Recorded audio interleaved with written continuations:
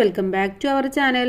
5ാം ക്ലാസ്സിലെ സോഷ്യൽ സയൻസിലെ 6ാമത്തെ പാഠഭാഗമായിട്ടുള്ള പീപ്പിൾ ബൈ ദ പീപ്പിൾ എന്ന പാഠഭാഗത്തിലെ പാർട്ട് 2 വീഡിയോ ആണ് ഇന്ന് നമ്മൾ നോക്കാൻ പോകുന്നത്. അപ്പോൾ പാർട്ട് 1 നമ്മൾ ഓൾറെഡി അപ്ലോഡ് ചെയ്തിട്ടുണ്ട്. നമ്മളതിൽ ഒരുപാട് കാര്യങ്ങൾ ഡിസ്കസ് ചെയ്തിട്ടുണ്ടായിരുന്നു. ഇനി നമുക്ക് നോക്കാനുള്ളത് പേജ് നമ്പർ 89 മുതലാണ് indirect democracy and representative democracy. ഈ ഒരു ടോപ്പിക്ക് മുതലാണ് നമുക്ക് നോക്കാനുള്ളത്. അതുവരെയുള്ള എല്ലാ ആക്ടിവിറ്റീസും നമ്മൾ ചെയ്തിട്ടുണ്ടായിരുന്നു. അപ്പോൾ എന്താണ് ഇൻഡയറക്റ്റ് ഡെമോക്രസി, അതുപോലെ തന്നെ എന്താണ് റെപ്രസെൻറ്റേറ്റീവ് ഡെമോക്രസി? ഇത് രണ്ടും ഒന്ന് തന്നെയാണ്, രണ്ടും രണ്ട് പേരിൽ കൊടുത്തിട്ടുള്ളൂ എന്ന് മാത്രമേ ഉള്ളൂ. Indirect democracy or representative democracy is A form of democracy in which representatives who are elected by the people rule on behalf of the people. In countries with a large population and geographical area like India, the practical way of governance is representative democracy. അഥവാ ജനങ്ങൾ തന്നെ തിരഞ്ഞെടുക്കുന്ന representative ഉള്ള ജനങ്ങൾക്ക് വേണ്ടി ഭരണം നടത്തുന്ന ജനാധിപത്യമായിട്ടുള്ള ഒരു രീതിയാണ് നമ്മൾ ഇൻഡയറക്റ്റ് ഡെമോക്രസി അല്ലെങ്കിൽ റെപ്രസെൻറ്റേറ്റീവ് ഡെമോക്രസി എന്ന് പറയുന്നത്. ഇന്ത്യയെ പോലെയുള്ള ജനസംഖ്യ കൂടുതലും അതുപോലെ തന്നെ ജോഗ്രഫിക്കൽ ഏരിയ വളരെ കൂടുതലുമുള്ള രാജ്യങ്ങളിൽ ഈ ഒരു ഇത്തരത്തിലുള്ള റെപ്രസെൻറ്റേറ്റീവ് ഡെമോക്രസിയാണ് കൂടുതൽ സാധ്യമായിട്ടുള്ളത്. കാരണം എന്താണ്, ഒരുപാട് ആളുകളും കൂടുതലാണ്, അതുപോലെ തന്നെ വളരെ വലിയ ഒരു ജോഗ്രഫിക്കൽ ഏരിയ തന്നെയാണ് നമ്മുടെ ഇന്ത്യയിലുള്ളത്. അപ്പോൾ ഇന്ത്യയിലൊക്കെ ഈ ഒരു ഇൻഡയറക്റ്റ് ഡെമോക്രസി അല്ലെങ്കിൽ റെപ്രസെൻറ്റേറ്റീവ് ഡെമോക്രസിയാണ് നമ്മൾ ഫോളോ ചെയ്ത് പോരുന്നത്. ഇനി ഇവിടെ complete the table by comparing the direct democracy and indirect democracy. Direct ഡെമോക്രസിയും ഇൻഡയറക്റ്റ് ഡെമോക്രസിയും തമ്മിലുള്ള ഒരു കംപ്ലീഷൻ, ഒരു രണ്ടിൻ്റെയും തമ്മിലുള്ള ഡിഫറൻസ് ആണ് ഇവിടെ കൊടുത്തിട്ടുള്ളത്. അത് നമ്മളെടുത്ത് കംപ്ലീറ്റ് ചെയ്യാൻ പറഞ്ഞിട്ടുണ്ട്. അപ്പോൾ ഇവിടെ തന്നിട്ടുള്ള point possible in less populated countries. Direct democracy എപ്പോഴും നടക്കുന്നത് എവിടെയാണ്? കുറച്ച് ആളുകളുള്ള സ്ഥലങ്ങളിലാണ്. അതുപോലെ തന്നെ without an intermediary people decide all of the government's rule and policies. എന്താണ്, ഇന്റർമീഡിയറ്റ് ആയിട്ടുള്ള പീപ്പിൾ ആണ് അവിടെ തീരുമാനിക്കുന്നത് എന്തൊക്കെ റൂൾസ് വേണം, എന്തൊക്കെ പോളിസീസ് വേണം എന്നുള്ളത്. അതുപോലെ മോർ ട്രാൻസ്പെറന്റ് ആണ്. Possible in countries with limited land area. കുറച്ച് ലാൻഡ് ഏരിയ ഉള്ളിടത്ത് മാത്രമാണ് ഇത് പോസിബിൾ ആയിട്ടുള്ളത്. ഇനി അടുത്തത് ഇൻഡയറക്റ്റ് ഡെമോക്രസി ആണ്. Exist in countries with a huge population. വലിയ പോപ്പുലേഷൻ ഉള്ളിടത്താണ് ഇൻഡയറക്റ്റ് ഡെമോക്രസി നടത്തുന്നത്. People are not directly involved in deciding laws, policies and other government matters. അഥവാ പീപ്പിൾ ഒരിക്കലും നേരിട്ടിട്ട് ഗവൺമെന്റിന്റെ കാര്യങ്ങളിലോ അല്ലെങ്കിൽ പുതിയ നിയമങ്ങളിലോ പോളിസീസിലോ ഒന്നും ഒരു തീരുമാനം എടുക്കാറില്ല. ഇൻഡയറക്റ്റ് ആയിട്ടാണ് തീരുമാനങ്ങൾ എടുക്കാറുള്ളത്. അതുപോലെ people elect representative to make laws and policies. എന്താണ്, ആരാണോ എലക്ട് ചെയ്ത് ജനങ്ങൾ തെരഞ്ഞെടുത്തുള്ള റെപ്രസെൻറ്റേറ്റീവ് ആണ് അവിടെ ലോസും പോളിസീസും ഒക്കെ ഉണ്ടാക്കുന്നത്. Practical in large countries. വലിയ ലാർജ് കൺട്രീസിലൊക്കെയാണ് ഇത് പ്രാക്ടിക്കൽ ആയിട്ടുള്ളത്. അപ്പോൾ ഇതാണ് ഇത് രണ്ടും തമ്മിലുള്ള ഒരു ഡിഫറൻസ് എന്ന് പറയുന്നത്. Next, let's find out more countries. India is the largest democratic country in the world. India എന്ന് പറയുന്നത് വേൾഡിലെ തന്നെ ഏറ്റവും വലിയ ഒരു ഡെമോക്രാറ്റിക് കൺട്രിയാണ്. In Saudi Arabia new king sworn in. എന്താണ്, സൗദി അറേബ്യയിൽ പുതിയ കിങ് അധികാരത്തിൽ വന്നു. Democratic rule comes to an end in Afghanistan. Participatory democracy still prevails in Switzerland. അഥവാ കുറച്ച് ഹെഡ്ലൈൻസ് ആണ് ഇവിടെ തന്നിട്ടുള്ളത്. Look at the headlines given above. From these find out the countries that have democratic system of government. Add the names of more democratic countries to the list. ഇതിൽ democratic countries ഏതൊക്കെയാണെന്ന് തിരഞ്ഞെടുക്കാനാണ് പറഞ്ഞിട്ടുള്ളത്. ഇവിടെ direct democratic countries എന്ന് പറയുന്നത് Switzerland, Uruguay, New Zealand ഇതൊക്കെയാണ്. Indirect എന്ന് പറയുന്നത് India, America, Germany, Canada, UK ഇതൊക്കെയാണ്. ഓക്കെ, ഇനി അടുത്തത് ഡെമോക്രസിയുടെ ക്യാരക്ടറിസ്റ്റിക്സ് ആണ് ഇവിടെ തന്നിട്ടുള്ളത്. അപ്പോൾ എന്തൊക്കെയാണ് നമ്മുടെ ഡെമോക്രസി, നമ്മുടെ ജനാധിപത്യത്തിന്റെ ക്യാരക്ടറിസ്റ്റിക്സ് എന്ന് നോക്കാം. First one, the supreme power belongs to the people. എന്താണ്, ജനാധിപത്യ സംവിധാനത്തിൽ ജനങ്ങൾക്കാണ് ഏറ്റവും സുപ്രീം പവർ എന്ന് പറയുന്നത്. ഫ്രീ ആൻഡ് ഫയർ ഇലക്ഷൻ ആണ്. സ്വതന്ത്രവും നീതിപൂർവമായ ഒരു ഇലക്ഷൻ ആണ് നടക്കാറുള്ളത്. And opposition helping and improving the government through constructive criticism. ഗവൺമെന്റിന്റെ വിമർശനങ്ങളിലൂടെ മെച്ചപ്പെടുത്താൻ സഹായിക്കുന്ന ഒരു പ്രതിപക്ഷമായിരിക്കും ഉണ്ടായിരിക്കുക. Then the rule of law ensured equality before law. നിയമത്തിന് മുന്നിൽ എല്ലാവർക്കും ഒരേ ഈക്വാളിറ്റി ആയിരിക്കും ഉണ്ടാവുക. Independent media that help to connect the people and the government. ജനങ്ങളെയും ഭരണകൂടത്തെയും തമ്മിൽ ബന്ധിപ്പിക്കാൻ സഹായിക്കുന്ന ഒരു മീഡിയ അവിടെ ഉണ്ടായിരിക്കും. അതുപോലെ an independent and impartial judiciary. സ്വതന്ത്രവും നിഷ്പക്ഷവുമായ നീതിന്യായ വ്യവസ്ഥയായിരിക്കും ഉണ്ടായിരിക്കുക. ഇതൊക്കെയാണ് ജനാധിപത്യം അല്ലെങ്കിൽ ഡെമോക്രസിയുടെ സവിശേഷത, ക്യാരക്ടറിസ്റ്റിക്സ് എന്ന് പറയുന്നത്. ഇനി organise A discussion in your class on the characteristics of a democratic system of government. ജനാധിപത്യ ഭരണ സംവിധാനത്തിന്റെ ഈ ഒരു ക്യാരക്ടറിസ്റ്റിക്സിനെ കുറിച്ചിട്ട് ക്ലാസ്സിൽ ഒരു ഡിസ്കഷൻ നടത്താനാണ് പറയുന്നത്.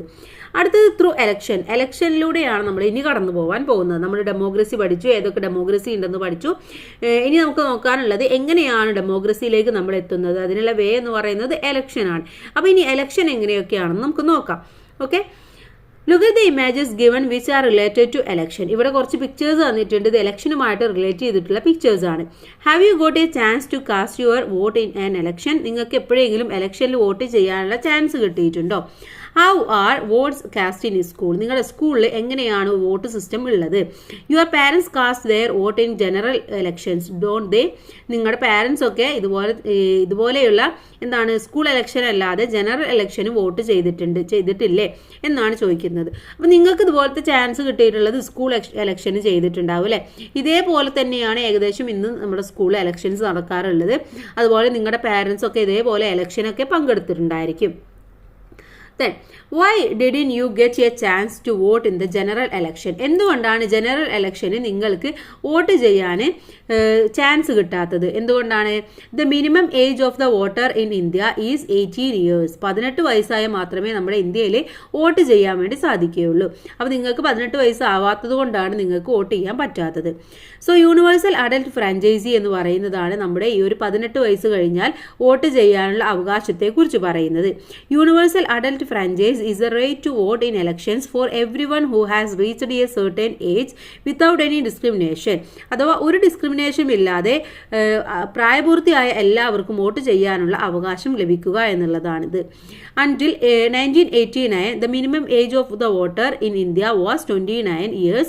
Now it is 80 years. എന്താണ് പണ്ട് എന്ന് പറയുന്നത്? 1989 മുൻപേ 21 വയസ്സായിരുന്നു വോട്ട് ചെയ്യാനുള്ളത് എന്ന് പറയുന്നത്. പക്ഷേ ഇന്നെന്ന് പറയുന്നത് 18 വയസ്സ് തികഞ്ഞു കഴിഞ്ഞാൽ നമുക്ക് വോട്ട് ചെയ്യാനുള്ള അവകാശമുണ്ട്. അതിനെയാണ് യൂണിവേഴ്സൽ അഡൽട്ട് ഫ്രാഞ്ചൈസ് എന്ന് പറയുന്നത്. Then, can anyone who complete 80 years of age cast vote? 18 വയസ്സ് കഴിഞ്ഞ് എല്ലാവർക്കും വോട്ട് ചെയ്യാൻ വേണ്ടി സാധിക്കുമോ എന്നാണ് ചോദിച്ചിട്ടുള്ളത്.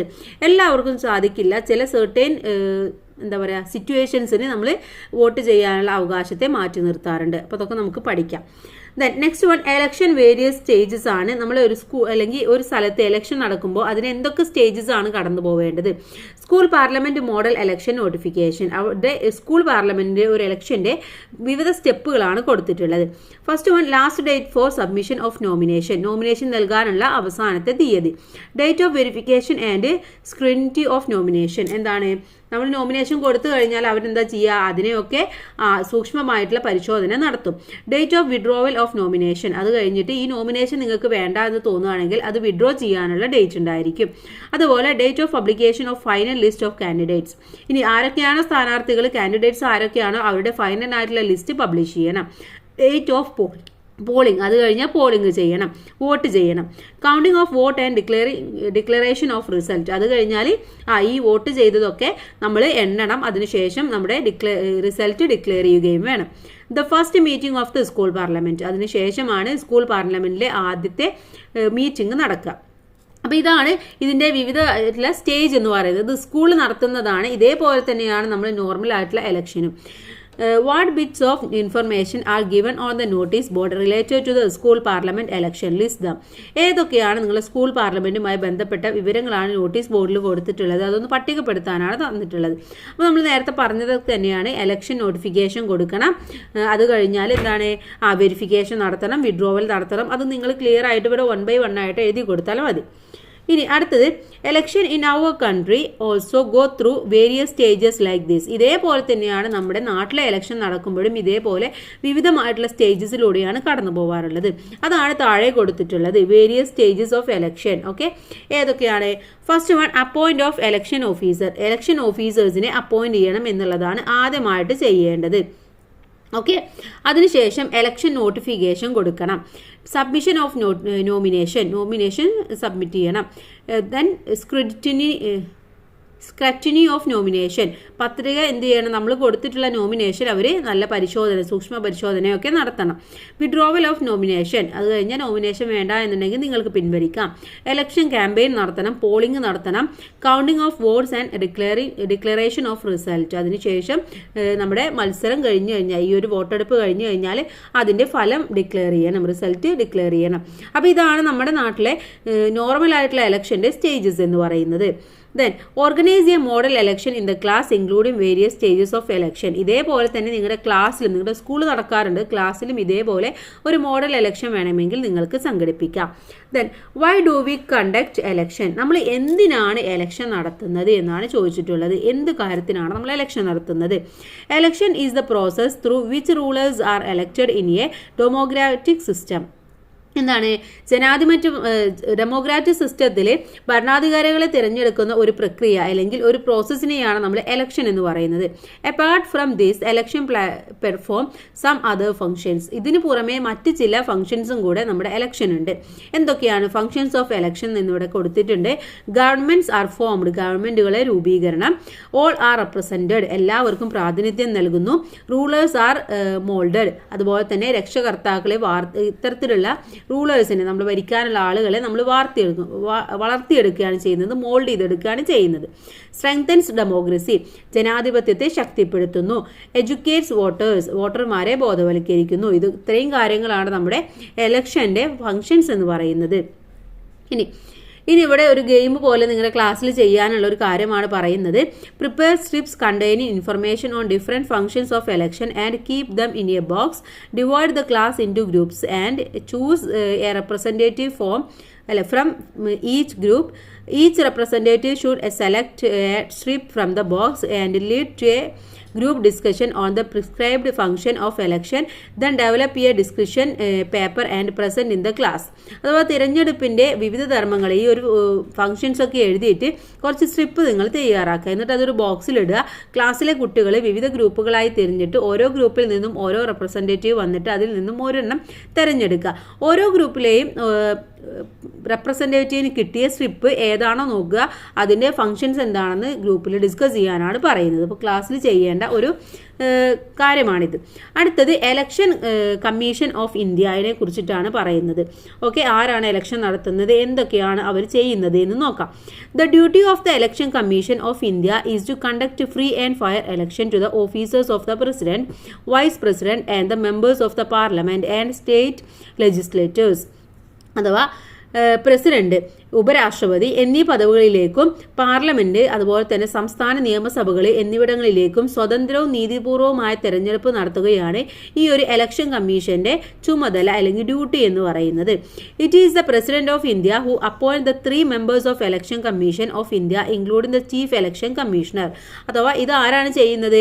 നമ്മുടെ പ്രസിഡന്റ് ഓഫ് ഇന്ത്യയാണ് ഈ ഒരു തെരഞ്ഞെടുപ്പ് കമ്മീഷനിൽ 3 അംഗങ്ങളുള്ള തെരഞ്ഞെടുപ്പ് കമ്മീഷനിൽ മുഖ്യ തെരഞ്ഞെടുപ്പ് കമ്മീഷണറും ഉൾപ്പെടെ എല്ലാവരെയും നിയമിക്കുന്നത് ആരാണ്? അപ്പോയിന്റ് ചെയ്യുന്നത് ദ പ്രസിഡന്റ് ഓഫ് ഇന്ത്യയാണ്.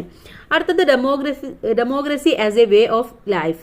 എങ്ങനെയാണ് ജനാധിപത്യം നമ്മുടെ ജീവിതത്തിലേക്ക് എങ്ങനെയൊക്കെയാണ് കൊണ്ടുവരുന്നത്, അല്ലെങ്കിൽ നമ്മുടെ ഫാമിലിയിൽ, നമ്മുടെ സ്കൂളിൽ, നമ്മുടെ പബ്ലിക് പ്ലേസിൽ എങ്ങനെയൊക്കെയാണ് നമുക്ക് അവിടെ ഒരു ഡെമോക്രാറ്റിക് അറ്റ്മോസ്ഫിയർ കൊണ്ടുവരാൻ പറ്റുക എന്നാണ് അടുത്തതായിട്ട് നോക്കുന്നത്. ഇവിടെ നോക്കൂ, ഒരു കുട്ടി പറയാണ്, shall we go for A trip during this Christmas vacation. നമുക്ക് ഈ ക്രിസ്മസ് വെക്കേഷൻ ഒരു ട്രിപ്പ് പോയാലോ? അപ്പോൾ ഫാദർ എന്താ പറയുന്നത്? Yes we can. Where to എന്താണ്? യെസ് നമുക്ക് പോകാം. എങ്ങോട്ടാണ് പോകേണ്ടത്? അപ്പോൾ അമ്മ പറയാണ് shall we go to Ernakulam. നമുക്ക് എറണാകുളത്തേക്ക് പോയാലോ? അപ്പോൾ എന്താ പറയുന്നത്? ആ വീട്ടിലെ മകള് പറയാണ് I want to go to Munnar, എനിക്ക് മൂന്നാർ പോയാൽ മതി എന്ന് പറയാണ്. അപ്പോൾ ആ ബോയ് വീണ്ടും പറയാണ് I also like to go Munnar, എനിക്ക് മൂന്നാർ പോവാൻ ഇഷ്ടമാണ്. I am also ready if everyone agrees, നിങ്ങളെല്ലാവരും ഇത് സമ്മതിക്കുകയാണെങ്കിൽ ഞാൻ പോവാൻ റെഡിയാണ്. അപ്പം അമ്മ പറയാണ് yes that's right there is plenty for sightseeing, എന്താണ് അവിടെ ഒരുപാട് കാഴ്ചകളൊക്കെ കാണാനുണ്ട് എന്ന് പറയാണ്. യെസ് ലെറ്റ്സ് ഗോ, അപ്പോൾ കുട്ടി പറയാണ് ഓക്കെ നമുക്ക് അങ്ങോട്ട് പോവാം എന്ന് പറയാണ്. അപ്പോൾ ഇവിടെ എന്താണ് എല്ലാവരുടെയും അഭിപ്രായം ചോദിച്ചറിഞ്ഞിട്ടാണ് ഒരു ഫൈനൽ ഡിസിഷൻ എടുക്കുന്നത് അല്ലേ. ഇതാണ് ഡെമോക്രാറ്റിക് അറ്റ്മോസ്ഫിയർ എന്ന് പറയുന്നത്. നമ്മളോട് പറയാണ് have you observe the pictures, who is the decision maker here, നിങ്ങൾ ഈ ഒരു ചിത്രം നോക്കിയില്ലേ, ഇവിടെ ആരാണ് ഡിസിഷൻ എടുക്കുന്നത്, എല്ലാവരും ഒരുമിച്ചാണ് ഡിസിഷൻ എടുക്കുന്നത് അല്ലേ. Democracy is possible in the family when decisions are taken by considering everyone's opinion, എല്ലാവരുടെ ഒപ്പീനിയനും എടുത്തുകൊണ്ട് ഒരു ഡിസിഷൻ എടുക്കുകയാണെങ്കിൽ അതിനെയാണ് നമ്മൾ ഡെമോക്രാറ്റിക് അറ്റ്മോസ്ഫിയർ അല്ലെങ്കിൽ ഡെമോക്രസി ഈസ് പോസിബിൾ ആണ് എന്ന് പറയുന്നത്. അടുത്തത് ഡെമോക്രസി ഇൻ സ്കൂളാണ്. എങ്ങനെയാണ് സ്കൂളിൽ ഇത് അപ്ലിക്കബിൾ ആവുന്നത് എന്നാണ് അടുത്തതായിട്ട് നമുക്ക് നോക്കാനുള്ളത്. ടീച്ചർ പറയാണ് children it is time for the study tour this year, where do you wish to go, നമ്മൾ ഈ വർഷത്തെ എന്താണ് സ്റ്റഡി ടൂർ പോകാൻ ഉള്ള സമയമായിരിക്കുകയാണ്, നമുക്ക് എങ്ങോട്ടാണ് പോകേണ്ടത് എന്ന് പറയാൻ. അപ്പോൾ ഒരുപാട് പേര് ഒരുപാട് അഭിപ്രായം പറയുന്നുണ്ട്. Water theme park, museum, Thekkady എന്നെല്ലാം പറയുന്നുണ്ട് അല്ലേ. അപ്പോൾ അവിടെ ടീച്ചർ പറയാണ് well okay then let's organise A trip covering all these places, എന്താണ് ശരി നമുക്ക് എല്ലാ സ്ഥലങ്ങളും കൂടെ ഉൾക്കൊള്ളിച്ചുകൊണ്ട് ഒരു യാത്ര സംഘടിപ്പിക്കാം. ഓക്കെ വി ആർ റെഡി, അപ്പോൾ കുട്ടികൾ എന്താ പറയുന്നത് ഓക്കെ ഞങ്ങൾ റെഡിയാണ് എന്ന് പറയാണ്. അപ്പോൾ ആ ടീച്ചർ അവിടെ എല്ലാവരുടെയും ഒപ്പീനിയൻ എടുത്തിട്ടാണ് ഒരു ഫൈനൽ ഡിസിഷനിലേക്ക് എത്തുന്നത്. ദെൻ ഇവിടെ പിക്ചർ നോക്കൂ, look at the pictures given above, to what extent to do these situation play a role in ensuring democracy discuss. ഇവിടെ മുകളിൽ കൊടുത്തിരിക്കുന്ന ചിത്രങ്ങൾ നോക്കുമ്പോൾ ഇവിടെ എങ്ങനെയാണ് ഡെമോക്രസി സിറ്റുവേഷൻ ഉള്ളത്. ഒന്നെന്ന് പറയുന്നത് അസംബ്ലിയാണ്. അസംബ്ലിയിൽ എല്ലാവർക്കും ഈക്വൽ ആയിട്ടുള്ള പാർട്ടിസിപ്പേഷനാണ് ഉറപ്പുവരുത്തുന്നത്. അത് സ്കൂൾ ബസ്സിൽ യാത്ര ചെയ്യുകയാണ്, അവിടെ എന്താണ് എല്ലാവർക്കും ഈക്വൽ ആയിട്ടുള്ള രീതിയിലാണ് അല്ലേ. So, democracy in school is ensured when children's opinion and interest are taken into consideration and equal opportunities and equality are ensured to them. എന്നാണ് കുട്ടികളുടെ അഭിപ്രായങ്ങളും അവരുടെ ഇൻട്രസ്റ്റും പരിഗണിക്കുന്നതിനോടൊപ്പം അവർക്ക് ഈക്വൽ ആയിട്ടുള്ള അവസരങ്ങൾ കൊടുക്കുക, അതുപോലെ തന്നെ ഈക്വാളിറ്റി ഉറപ്പുവരുത്തുക എന്നുള്ളതാണ് ഇവിടെ നമ്മുടെ സ്കൂളിൽ ജനാധിപത്യം ഉറപ്പാക്കുക എന്ന് പറയുന്നത്. ഓക്കെ, അത് നമ്മൾ ഫാമിലിയിൽ എങ്ങനെയാണ് സ്കൂളിൽ എങ്ങനെയാണെന്ന് മനസ്സിലാക്കി. അടുത്തതായിട്ട് ഡെമോക്രസി ഇൻ പബ്ലിക് പ്ലേസസ് ആണ്. Different situations in life are shown in the pictures below. In which situation do we see democracy being put into practice. എന്താണ് താഴെ കൊടുത്തിട്ടുള്ള സാഹചര്യങ്ങളിൽ ഏതൊക്കെയാണ് ജനാധിപത്യം പാലിക്കപ്പെടുന്നത്. ഇവിടെ ഒന്നാമത്തെ നോക്കൂ, ഒരാൾ എല്ലാവരും കൂടെ ഇരിക്കുമ്പോൾ ഒരാൾ ബസ്സിലിരുന്ന് സംസാരിക്കുകയാണല്ലോ, അപ്പോൾ എന്താണ് ബാക്കിയുള്ളവർക്ക് അത് ഡിസ്റ്റർബാണ്. അപ്പോൾ അവിടെ ഡെമോക്രസി ഉണ്ടോ? ഇല്ല. അടുത്തതെന്ന് പറയുന്നത് സീബ്ര ലൈനിലൂടെ പോകുക, അഥവാ നമ്മുടെ നമ്മൾ എന്താണ് ലോ ഒബേ ചെയ്യാണ് അവിടെ, അപ്പോൾ അവിടെ ഡെമോക്രസി കൊണ്ടുവരുന്നുണ്ട്. അടുത്തത് എന്താണ് ഡസ്റ്റ്ബിനിൽ വേസ്റ്റ് ഇടുക, അവിടെയും ഡെമോക്രസിയാണ് ഉള്ളത്. അടുത്തത് എല്ലാ വേസ്റ്റും കൂടെ റോട്ടിൽ നിക്ഷേപിക്കുക, അവിടെ ഡെമോക്രസി ഉണ്ടോ? ഇല്ല. അതിന് ചുറ്റുപാടുമുള്ള ആളുകൾക്ക് ഒരുപാട് പ്രശ്നങ്ങൾ ഉണ്ടാവും, ഒരുപാട് ബുദ്ധിമുട്ടുകൾ ഉണ്ടാവും, സ്മെല്ലുണ്ടാവും. അപ്പോൾ അവിടെ ഒരിക്കലും ഒരു ഡെമോക്രസി ഇല്ല, അവിടെ എന്താണ് മറ്റുള്ളവർക്ക് ബുദ്ധിമുട്ടാണ് ഉണ്ടാവുന്നത്. So keeping public places clean, respecting the interest of others and obeying public rules are all necessary for leading a democratic lifestyle. പൊതുയിടങ്ങളിൽ നമ്മൾ വൃത്തിയായി സൂക്ഷിക്കുക, അതുപോലെ തന്നെ മറ്റുള്ളവരുടെ ഇൻട്രസ്റ്റിനെയൊക്കെ നമ്മൾ റെസ്പെക്റ്റ് ചെയ്യുക, അതുപോലെ പബ്ലിക് റൂൾസ് ഒക്കെ ഒബേ ചെയ്യുക. ഇതൊക്കെ ചെയ്യുമ്പോഴാണ് അവിടെ നമുക്കൊരു ഡെമോക്രസി കൊണ്ടുവരാൻ പറ്റുന്നത്, അല്ലെങ്കിൽ ഡെമോക്രാറ്റിക് ലൈഫ് സ്റ്റൈൽ കൊണ്ടുവരാൻ വേണ്ടി സാധിക്കുന്നത്. ഇനി അടുത്ത് നോക്കൂ, ദ എക്സ്റ്റെൻഡഡ് ഡെമോക്രസിയാണ്, എത്രത്തോളം ജനാധിപത്യം ഉണ്ട് എന്നുള്ളതാണ്. ഇവിടെ താഴെ കുറച്ച് ചെക്ക് ലിസ്റ്റ് കൊടുത്തിട്ടുണ്ട് നമ്മുടെ ജീവിതവുമായി ബന്ധപ്പെട്ടത്. അപ്പോൾ നിങ്ങൾ ചെയ്യുന്നുണ്ടോ, യെസ് ഓർ നോ എന്നുള്ളതാണ്. നിങ്ങൾ ചെയ്യുന്നുണ്ടെങ്കിൽ ടിക്ക് കൊടുക്കുക, അപ്പോൾ നിങ്ങൾക്ക് മനസ്സിലാക്കാൻ വേണ്ടി പറ്റും നിങ്ങളുടെ ലൈഫിൽ എത്രത്തോളം ഡെമോക്രാറ്റിക് വേ ഓഫ് ലൈഫ് നിങ്ങൾ ഫോളോ ചെയ്യുന്നുണ്ടെന്ന് മനസ്സിലാക്കാൻ വേണ്ടി സാധിക്കും. Okay, first one, my opinion is considered while making important decision at home. വീട്ടിൽ പ്രധാന തീരുമാനങ്ങൾ എടുക്കുമ്പോൾ എൻ്റെ അഭിപ്രായങ്ങൾ പരിഗണിക്കാറുണ്ട്. അതുപോലെ തന്നെ അടുത്തത് public places and public vehicles are kept clean. പൊതുസ്ഥലങ്ങളും പൊതുവാഹനങ്ങളും വൃത്തിയായി സൂക്ഷിക്കാറുണ്ട്. അടുത്തത് I give my opinion when the destination for a study tour from school is chosen. എന്താണ് സ്കൂളിൽ നിന്ന് പഠനയാത്രക്ക് പോകേണ്ട സ്ഥലങ്ങൾ തീരുമാനിക്കുമ്പോൾ എൻ്റെ ഒപ്പീനിയനും കൂടെ പരിഗണിക്കാറുണ്ട്. While travelling I don't behave in a manner that causes difficulty to fellow passengers. യാത്ര ചെയ്യുമ്പോൾ നമ്മുടെ കൂടെയുള്ള പാസഞ്ചേഴ്സിന് ബുദ്ധിമുട്ടുണ്ടാക്കുന്ന രീതിയിൽ ഞാൻ പെരുമാറാറില്ല. അടുത്തത് ഐ ഫോളോ ട്രാഫിക് റൂൾസ്. ഞാൻ ട്രാഫിക്കിൻ്റെ റൂൾസ് ഒക്കെ പാലിക്കാറുണ്ട്. I have the freedom to study subject that I like. എന്താണ്? ഇഷ്ടമുള്ള വിഷയങ്ങൾ പഠിക്കാൻ എനിക്ക് സ്വാതന്ത്ര്യമുണ്ട്. I do not throw garbage in public places. പൊതുസ്ഥലങ്ങളിൽ ഞാൻ മാലിന്യങ്ങളൊന്നും വലിച്ചെറിയാറില്ല. അപ്പോൾ നിങ്ങളിതിന് യെസ് അല്ലെങ്കിൽ നോ, എന്താണ് നിങ്ങൾ ചെയ്യാറുള്ളത് അതാണ് നിങ്ങൾ അവിടെ ടിക്ക് കൊടുക്കേണ്ടത്. അടുത്തത് നോക്കൂ. Other than the election of the rulers, democracy needed to be practice in all walks of life. നമ്മുടെ ജീവിതത്തിൽ ഭരണാധികാരികളെ തിരഞ്ഞെടുക്കുന്നതിനപ്പുറം ജീവിതത്തിൽ എല്ലാ തലങ്ങളിലും നമുക്കൊരു ജനാധിപത്യം പുലർത്തേണ്ടതുണ്ട്. The chief characteristics of a democratic society is that it provide the freedom of choose one's food, clothing, profession and also the liberty to express one's opinion. അഥവാ ആഹാരം, വസ്ത്രം, തൊഴിൽ എന്നിവ തിരഞ്ഞെടുക്കാനുള്ള സ്വാതന്ത്ര്യവും അഭിപ്രായങ്ങൾ തുറന്നു പറയുവാൻ കഴിയുന്ന സാഹചര്യവും ജനാധിപത്യ സമൂഹത്തിന്റെ സവിശേഷതകളാണ്. അതുപോലെ തന്നെ in addition to that democracy becomes meaningful when equal status, equal opportunity and equal right to resource are also provided to all. കൂടാതെ തന്നെ സമൂഹത്തിൽ തുല്യ പദവി, തുല്യ അവസരം, വിഭവങ്ങൾക്ക് മേലുള്ള തുല്യമായ അവകാശം എന്നീ സാഹചര്യങ്ങൾ കൂടി അനുഭവിക്കുമ്പോഴാണ് അവിടെ എന്താണ് ജനാധിപത്യം എന്ന് പറയുന്നത് പൂർണ്ണ അർത്ഥത്തിലായിട്ട് മാറുന്നത്. അപ്പോൾ ജനാധിപത്യം എന്ന് പറയുന്നത് നമുക്ക് മറ്റുള്ളവരെ എലക്ട് ചെയ്തിട്ട് തിരഞ്ഞെടുക്കാൻ മാത്രമല്ല, നമ്മുടെ ജീവിതത്തിൽ ഉടനീളം ഒരു ജനാധിപത്യം ഉണ്ടെങ്കിൽ മാത്രമേ നമ്മുടെ ജീവിതത്തിൽ ആ ഒരു ജനാധിപത്യമായിട്ടുള്ള രീതി നമുക്ക് ഫോളോ ചെയ്യാൻ വേണ്ടി സാധിക്കുകയുള്ളൂ. ഓക്കെ, അപ്പോൾ ഇത്രയുമാണ് നമ്മുടെ ഈ ഒരു പാഠഭാഗം എന്ന് പറയുന്നത്. അപ്പോൾ ഇതിലെ എല്ലാ ആക്ടിവിറ്റീസും നമ്മൾ ഡിസ്കസ് ചെയ്യുന്നു. ഇനി ഇതിൻ്റെ ഇമ്പോർട്ടൻ്റ് ആയിട്ടുള്ള നോട്ട്സ് ഉടൻ തന്നെ അപ്ലോഡ് ചെയ്യുന്നതാണ്. അപ്പോൾ എല്ലാ കൂട്ടുകാർക്കും താങ്ക്സ് ഫോർ വാച്ചിങ്.